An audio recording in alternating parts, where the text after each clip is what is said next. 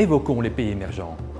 2018 aura été une année très mauvaise en bourse, surtout pour les pays émergents. Ainsi, libellée en dollars américains, la bourse de Buenos Aires aura perdu la moitié de sa valeur, tandis que la bourse de Shanghai s'est repliée de près d'un quart. Alors, la Chine est le principal pays des marchés émergents. Un pays qui actuellement est en conflit commercial avec les États-Unis. Par ailleurs, en affichant une croissance économique de 6,6%, la Chine affiche le plus mauvais chiffre depuis 1991.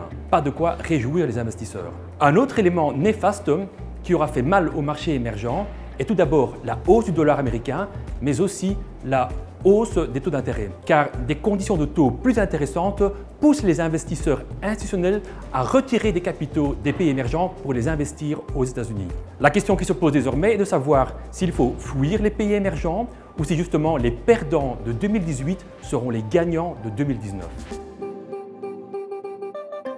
Concernant la Chine, il va sans dire que la croissance économique ne peut pas rester éternellement élevée. Maintenant, avec une croissance de 6,6%, on est certes bien plus bas qu'il y a 10 ans, mais l'économie chinoise a aussi plus que doublé en 10 ans. En valeur absolue, la croissance économique reste donc très importante. Notez aussi que la Banque centrale chinoise dispose encore de nombreux moyens pour stimuler son économie. La Banque centrale chinoise peut par exemple permettre aux banques d'avoir un ratio de réserve plus bas, ce qui permet aux banques d'octroyer davantage de crédits aux consommateurs et aux entreprises. Bien entendu, une solution au conflit entre les États-Unis et la Chine serait le bienvenu. Quant à la Banque centrale américaine, elle semble dire qu'elle ne va plus trop relever son taux directeur, ce qui est une bonne chose pour les pays émergents. Enfin, notez que le fameux rapport cours-bénéfice des pays émergents est fortement retombé depuis quelques années. On est actuellement au plus bas depuis 2013.